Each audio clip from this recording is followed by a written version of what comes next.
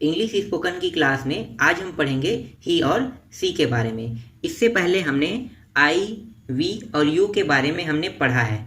आज हम ही और सी से सेंटेंस बनाना सीखेंगे। तो चलो शुरू करते हैं क्लास।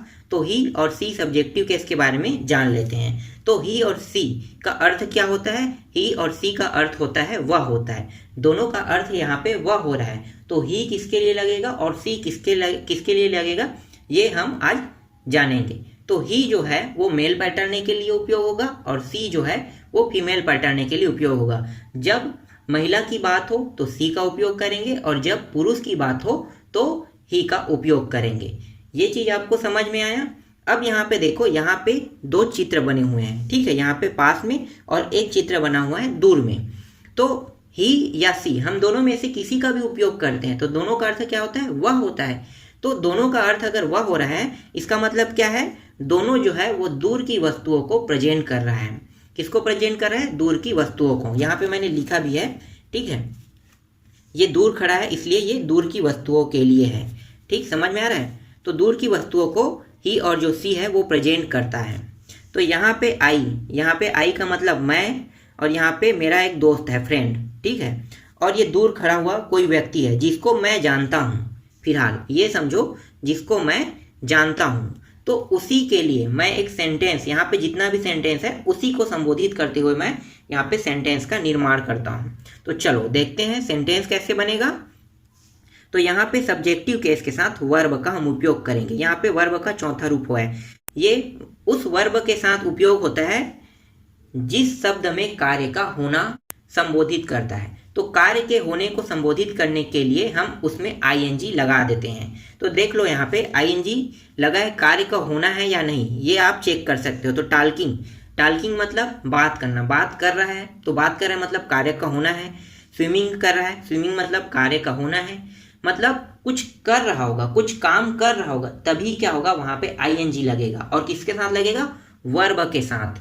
तो जितना ज़्यादा आप वर्ब याद करोगे, तो हम यहाँ पे यही चीज़ हम सीख रहे हैं कि इंग्लिश अगर सीखना चाहते हैं हम, तो हमें वर्ब जानना ज़्यादा जरूरी है और वर्ब के साथ हमें वर्ड भी जानना है। तो हमने वर्ड के बारे में भी पढ़ा है, वर्ब के बारे में भी पढ़ा है, और अभी हम पढ़ रहे हैं सब्जेक्टिव केस के बारे में। तो सब्जेक्टिव केस के बारे में मैंने बारीकी से आपको पहले ही बताया है, और जो बच्चा है उससे हम सेंटेंस बनाना सीख रहे हैं। तो सेंटेंस कैसे बनेगा? तो चलो देखो, ही का मैं उपयोग करके सेंटेंस बना रहा हूँ। तो ही से सेंटेंस कैसे बनेगा? तो यहाँ पे लिखा है ही इज टाल्किंग। इसका मतलब क्या होता है? हिंदी में होता है वह बात कर रहा है। ठीक है, हिंदी में क्या होता है? वह बात कर रहा है। अगर आपको ये शब्द पहले से ही पता है तो आपको इस शब्द में ध्यान नहीं देना है। क्यों? क्योंकि हमें इंग्लिश सीखना है, ना कि हिंदी। मैं यहाँ पे हिंदी पे इसलिए लाया हूँ क्योंकि आपको थोड़ा भी परेशानी हो तो आप हिंदी में उसे देख सकते हो, लेकिन आप उसका उपयोग नहीं करना है। आपको सिर्फ इंग्लिश का ही उपयोग करना है। तो यहाँ पे है ही इज टाल्किंग, समझ में आया? He is talking. तो मैं अपने दोस्तों को बता रहा हूँ, यहाँ पे मैं हूँ और ये मेरा दोस्त है, मैं इसे बता रहा हूँ कि ये जो व्यक्ति है ना, ये बात कर रहा है किसी के साथ। ठीक है, तो किसी के साथ ये बात कर रहा है, तो मैं सिर्फ इसी व्यक्ति को प्रेजेंट करके बता रहा हूँ। यहाँ पे और भी कुछ लोग हैं जिसका जिक्र मैंने नहीं किया है। तो मैं इसे कह रहा हूँ कि ही इज टाल्किंग, अपने दोस्तों को बता रहा हूँ कि वह बात कर रहा है। इसी तरह से देख लो, ही इज स्विमिंग, तो फिर मैं अपने दोस्तों को कह रहा हूँ कि वो स्विमिंग कर रहा है। फिर यहाँ पे देखो, ही इज ग्रोइंग, यहाँ पे ही इज ग्रोइंग, इसका मतलब क्या है? कि वह बढ़ रहा है। मैं अपने दोस्तों को बता रहा हूँ कि वह बढ़ रहा है। तो ये सारी चीजें मैं अपने दोस्तों को बताते जा रहा हूँ। किसको संबोधित करते हो? जो दूर खड़ा व्यक्ति है, दूर के लिए हम उसको दूर के लिए ही हम सी और ही का उपयोग करते हैं।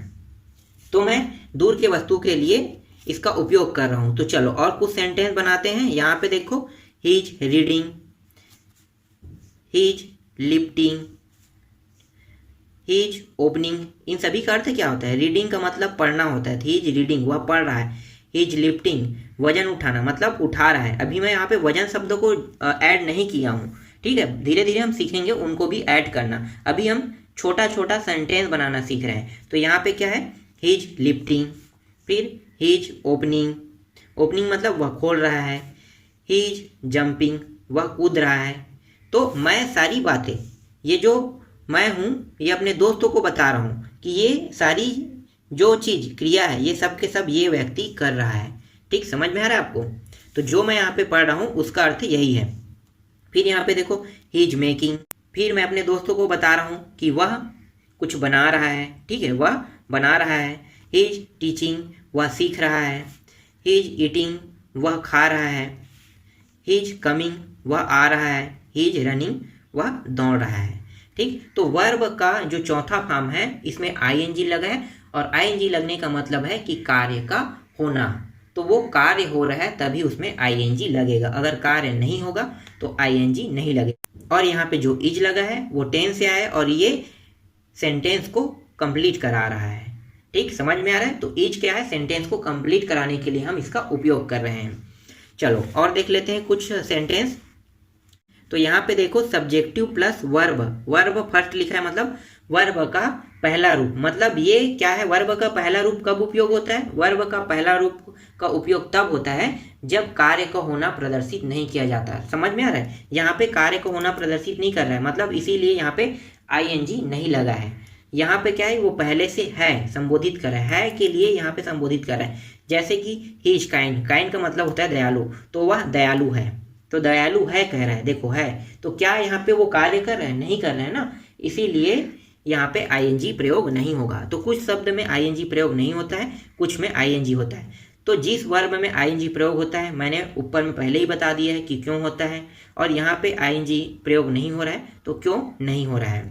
और जितने भी मैं यहाँ पे आपको सेंटेंस बता रहा हूँ वो सब के सब सेंटेंस को आप प्रैक्टिस करते रहना, तभी आप इंग्लिश के बारे में जान पाओगे, सीख पाओगे, बोल पाओगे, पढ़ पाओगे। ये सभी चीज़ें आप कर पाओगे। जब तक कि आप इन सेंटेंसों का प्रयोग नहीं करोगे तब तक आप इंग्लिश नहीं सीख सकते। चलो और कुछ सेंटेंस है देख लेते हैं। ही इज लेजी, लेजी का मतलब होता है आलसी, तो वह आलसी है। अगर आप बोल रहे हो कि वह आलसी है तो कैसे बोलोगे कि he is lazy. He is nice, he is sick, यहाँ पे पीछे में देखो इसका अर्थ भी मैंने लिखा है। ठीक है, he is sick, he is busy, he is alone. तो इस तरह से इन सभी शब्दों का प्रयोग आपको करना है। तो चलो कुछ और है उनको भी देख लेते हैं। तो यहाँ पे देखो ही इज हैप्पी, इसका मतलब क्या है? वह खुश है। ही इज प्रेजेंट, वह मौजूद है। समझ में आ रहा है? यहाँ पे ये वर्ब का फर्स्ट फॉर्म है। तो जितना ज़्यादा आपको वर्ब याद रहेगा, जितना ज़्यादा आपको वर्ड याद रहेगा, उतना अधिक आप सेंटेंस बना सकते हो। ये बहुत ही महत्वपूर्ण टॉपिक है और इंग्लिश सीखने के लिए इंग्लिश में सोचना पड़ता है, और ये उससे भी ज़्यादा महत्वपूर्ण टॉपिक है। जब तक कि आप इंग्लिश में नहीं सोचोगे तब तक के आप इंग्लिश नहीं सीख सकते। जैसे कि हम अपनी जो इमेजिनरी है, जैसे सपना हम देखते हैं या किसी चीज़ को सोचते हैं तो वो हम हिंदी में सोचते हैं। बैठे बैठे आप सोचते हो तो हिंदी में सोचते हो, तो अगर आप उसे इंग्लिश में सोचने लगे तो, मेरे कहने का मतलब समझ रहे हो? अगर आप उसे इंग्लिश में सोच रहे हो तो आप इंग्लिश सीख रहे हो, लेकिन आप उसे हिंदी में सोच रहे हो तो आप इंग्लिश नहीं सीखोगे। आपको किस में सोचना होगा? इंग्लिश में। तो इंग्लिश में सोचने के लिए आपको पहले पूरा बेसिक जानना पड़ेगा। बेसिक जानोगे फिर उसके बाद आप इंग्लिश में सोचना चालू करोगे, तभी क्या होगा? आप थोड़ा थोड़ा इंग्लिश जानने लगोगे, थोड़ा थोड़ा सीखने लगोगे और थोड़ा थोड़ा बोलना भी चालू कर दोगे। तो चलो और भी कुछ यहाँ पे सब्जेक्टिव वर्ड है उसको भी देख लेते हैं। तो यहाँ पे ही इज ओल्ड, इसका मतलब क्या है? वह बुजुर्ग है। अब यहाँ पे देखो सब्जेक्टिव प्लस वर्ड है, वर्ब नहीं है, वर्ड है। वर्ड मतलब शब्द जो हमारे आसपास मौजूद होते हैं ना, जैसे कि टेबल, कुर्सी, चेयर। ठीक है, कुर्सी तो हिंदी शब्द है, ठीक है, मैं इंग्लिश में बोल रहा हूँ। चेयर है, टेबल है, फिर होम है, किचन है, ये सब घर में पाया जाता है। तो ऐसी चीज़ों के लिए वर्ड का उपयोग होता है। तो ये वर्ड है। तो ही इज ओल्ड, ओल्ड है तो ये वर्ड है। ही इज डीजे, वह डीजे है। ही इज टीचर, वह शिक्षक है। ही इज पेरेंट्स, वह माता पिता है। ही इज वर्कर, वह मजदूर है। ही इज पेशेंट, वह मरीज है। और ही इज शॉपकीपर, वह दुकानदार है। तो अभी मैंने आपको जितना भी सेंटेंस बताया हूँ वो सभी के सभी सेंटेंस हमारे निजी जीवन में उपयोग होने वाले सेंटेंस हैं। तो अगर हम स्टार्टिंग में अपनी निजी जीवन से हम शुरुआत करते हैं इंग्लिश बोलना उन्हीं शब्दों के साथ, तो धीरे धीरे हम बड़े शब्दों को कैच करना सीख जाएंगे। अब हम सी के बारे में जान लेते हैं। अभी हमने ही का उपयोग किया तो वो क्या है, सभी के सभी मेल पैटर्न था। अब सी का उपयोग करेंगे तो सी क्या होगा, फीमेल पैटर्न होगा। तो यहाँ पे हमें बस सी बस लगाना है, बाकी सब सेम रहेगा। क्या रहेगा, सब के सब सेम रहेगा। तो बस हमें इसमें सी लगाना है, सी इज टॉकिंग। अब वो महिला हो गई, ठीक है, सी इज टॉकिंग कह रहे हैं तो वो महिला के लिए अब संबोधित कर रहे हैं। तो मैं अपने दोस्तों को बता रहा हूँ इस महिला के बारे में, वो महिला बात कर रही है, तो मैं क्या कहूँगा, सी इज टॉकिंग, वह बात कर रही है। सी इज स्विमिंग, तो यहाँ पे होगा वह तैर रही है, ठीक है। रहा से क्या हो गया, यहाँ पे रही शब्द जुड़ गया। देखो हिंदी के अर्थ में क्या चेंज हो गया, हर जगह ठीक है, लेकिन एक जगह यहाँ पे चेंज हुआ, वह बात कर रहा है से क्या होगा, कर रही है हो गया। समझ में आ रहा है। और यहाँ पे वह तैर रही है, क्योंकि महिला है तो तैर रहा है नहीं हो सकता, रही है होगा। इसीलिए वह बढ़ रहा है, तो बढ़ रहा है तो क्या होगा, बढ़ रही है होगा। तो सी इज ग्रोइंग, महिला बढ़ रही है। इस तरह से यहाँ पे सेंटेंस में थोड़ा सा चेंज होता है, ज़्यादा कुछ नहीं होता है। तो जैसे ही आप सी लगाओगे तो she is talking, she is swimming, she is growing अगर आप पढ़ते हो तो ये सब क्या है, महिला को संबोधित कर रहा है। और महिला कहाँ पे खड़ी है, पास में तो नहीं हो सकता, दूर में ही होगा, क्योंकि ही और सी का उपयोग हम दूर के वस्तु के लिए करते हैं। और सी और ही का उपयोग हम कब करते हैं, इसे भी हमने आज सीख लिया इस क्लास में।